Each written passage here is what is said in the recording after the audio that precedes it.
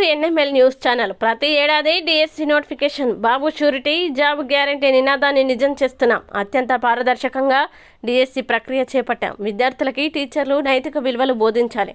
ఉపాధ్యాయులు నిత్యం అప్డేట్ అవుతూ ఉండాలి. మెగా డిఎస్సి విజేతల సభలో సీఎం చంద్రబాబు. మెగా డిఎస్సిని సమర్థవంతంగా నిర్వహించిన మంత్రి లోకేష్ బృందానికి సీఎం అభినందనలు. కొత్త టీచర్లకి నియామక పత్రాలు అందజేసిన ముఖ్యమంత్రి.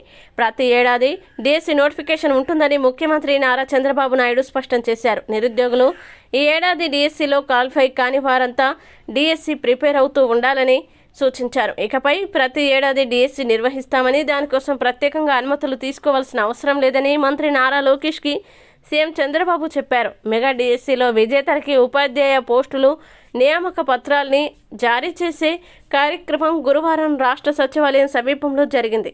ఈ కార్యక్రమంలో ముఖ్యమంత్రి చంద్రబాబు పాల్గొన్నారు. డిఎస్సిలో టీచర్లుగా ఎంపికైన 15,941 మంది అభ్యర్థులకి నియామక పత్రాలు అందించారు. మౌనంగా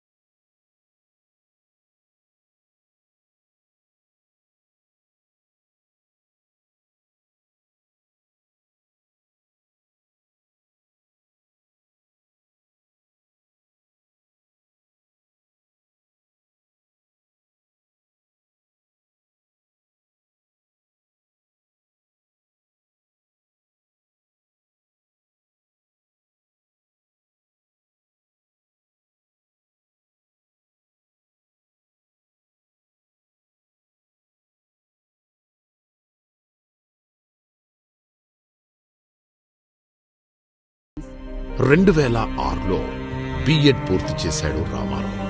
పెళ్లయింది, 2 పిల్లలు, కుటుంబం పెద్దదైంది, ఆధారం చిన్నదైంది. ఉపాధ్యాయ ఉద్యోగం కోసం కలలు కంటూ డిఎస్సిలో రాసి రాసి రాసి అలసిపోయాడు. 42 ఏళ్లు దాటిపోయారు. ఇక ఆశలు సన్నగిల్లారు. కారు చిక్కట్లో కాంతి పుంజంలా సీఎం చంద్రబాబు మెగా డిఎస్సిపై తొలి సంతకం చేశారు.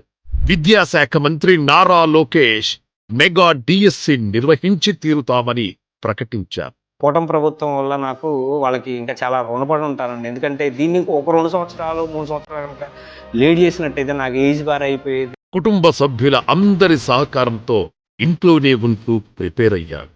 ఇదే ఆఖరి ఛాన్స్. ప్రణాళికాబద్ధంగా చదివాడు, పట్టుదలగా పరీక్ష రాశాడు. ఎన్నాళ్ళో వేచిన హృదయం ఈనాడే ఉదయించింది.